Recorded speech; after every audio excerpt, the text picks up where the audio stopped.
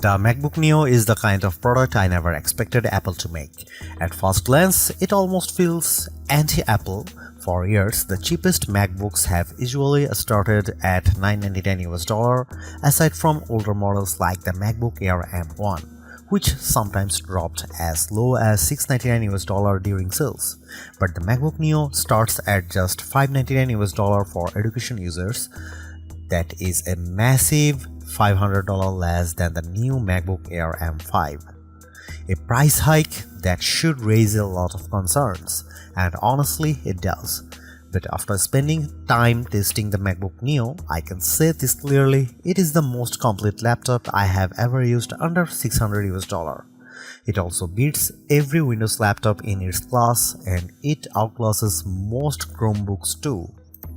For $599 you get a strong aluminum body, a bright and colorful 500 nit display, and a surprisingly fast A18 Pro chip that handles everyday tasks with ease. Web browsing, video playback, casual gaming, and day-to-day productivity all feel smooth. On top of that, the side speakers are far better than you would expect at this price. So what did Apple have to cut to make this happen?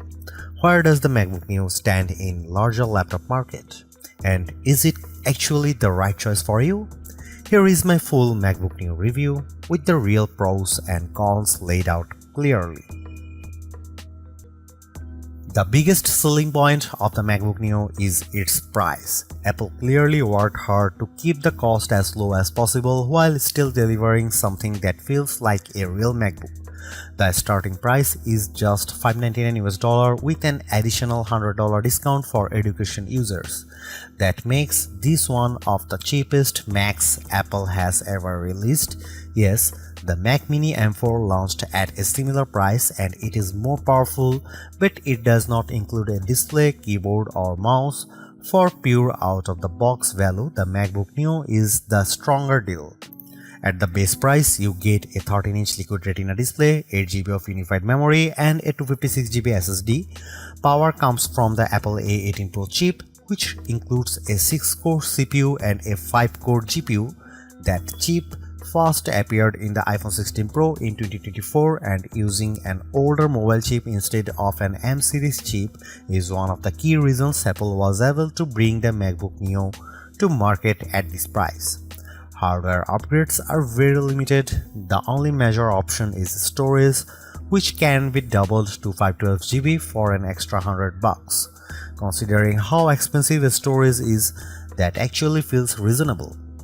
The larger storage option also adds a Touch ID button to the keyboard, which lets you unlock macOS, approve purchases with Apple Pay, and authenticate with your fingerprint. The base model does not include Touch ID. At $599, the MacBook Neo goes directly against budget favorites like the HP Chromebook Plus 15.6-inch and the Acer Aspire Go 15. That is a huge shift because it is rare to say a MacBook is competing in that exact segment. Apple's build quality and design easily outclass most of those machines. The MacBook Neo also changes the meaning of cheapest Mac. The MacBook Air is no longer the entry point, and that makes the new $1,099 starting price of the MacBook Air M5 feel a little easier to accept, not exactly pleasant, but at least a little more understandable. There is one more detail worth noting. In the UK and EU, the MacBook Neo does not come with a charger in the box, only a USB-C cable. That follows a pattern we have already seen with other devices, and it is likely meant to reduce e-waste. But if you do not already own a USB-C charger, you will need to buy one separately. The MacBook Neo proves that Apple still knows how to make a budget product feel premium. Even though this is the least expensive MacBook in the lineup, it still looks and feels better than almost every laptop in its price range.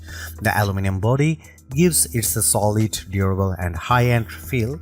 It also comes in 4 bright color options, and the review unit I tested was the Citrus version, which is a vivid green shade that stands out in a good way.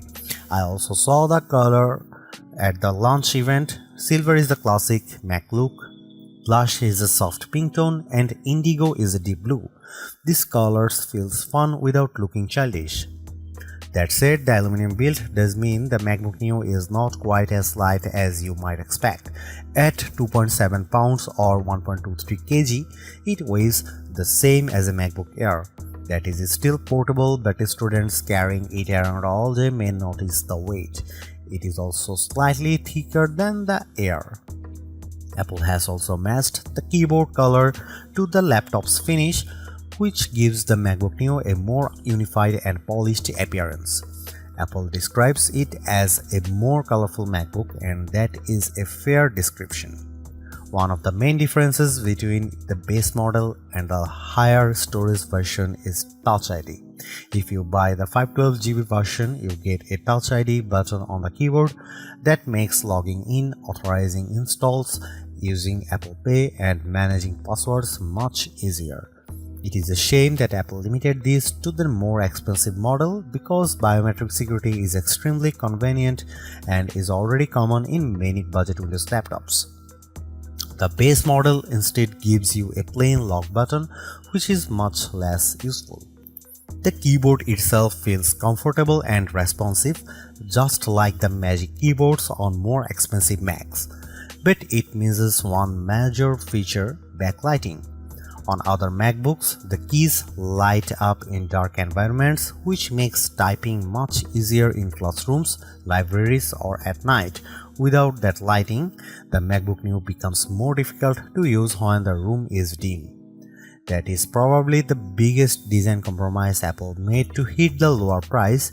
It is not a deal breaker, but it is hard to ignore. Along the left side, you get two USB-C ports. These also handle charging. Since there is no MagSafe 3 here, the ports look normal, but they are not equal. The rear port uses USB 3 speeds, which reach up to 10 Gbps. That is fine the most accessories, but it is much slower than the Thunderbolt 4 and Thunderbolt 5 ports on more expensive MacBooks. You can still connect a USB-C monitor and run it at 4K 60Hz, which is good. The second USB-C port is much slower because it uses USB 2 technology. That means speeds of just 60 MB per second, which is really only suitable for low-demand accessories like wired mice or keyboards. This is one of the more awkward cost-cutting decisions Apple made. The two ports look almost identical, but they behave very differently. That could easily confuse people, especially when a flash drive suddenly transfers data much more slowly than expected. Even though I understand why Apple did it, using USB 2 in a 2026 laptop feels hard to justify. Still, the rest of the design avers that kind of disappointment. The aluminum chassis looks premium, the 13-inch screen is a strong choice for portability, and the display itself is one of the best parts of the MacBook Neo. At 2408 by 1506, it is much sharper than the 1080p panels most budget laptops uses. It also gets up to 500 nits of brightness, which is excellent for a laptop in this price bracket. That brightness makes the screen easy to use outdoors or in bright rooms, while the color reproduction is vivid and rich thanks to support for 1 billion colors. For anyone who has used a cheap laptop with a dull, washed-out screen, the MacBook Neo's panel will feel like a major upgrade. It is one of the best budget laptop displays you can buy and maybe the best of all. The only missing feature, of course, is touchscreen support, because this is still very much an Apple laptop.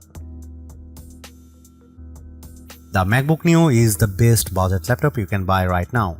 It is true that Neo sits at the upper end of what many people would call budget, but the gap in quality between this and most Windows laptops or Chromebooks at the same price is huge. The design is premium, the display is excellent, the speakers are surprisingly strong, and the performance is more than good enough for day-to-day work. What impresses me most is that Apple did not cripple macOS just to hit a lower price. You still get the full Mac experience along with support for the broader Apple ecosystem. That makes the Neo feel like a real MacBook, not a watered-down version. Yes, there are compromises. The USB-C setup is awkward, the keyboard has no backlight, and the 8 GB memory limit is restrictive, but those issues are understandable in a laptop this affordable, even if they are still disappointing. At the end of the day, Apple has made a budget MacBook that actually feels worth buying. It is not the cheapest option on the market, but it is one of the smartest.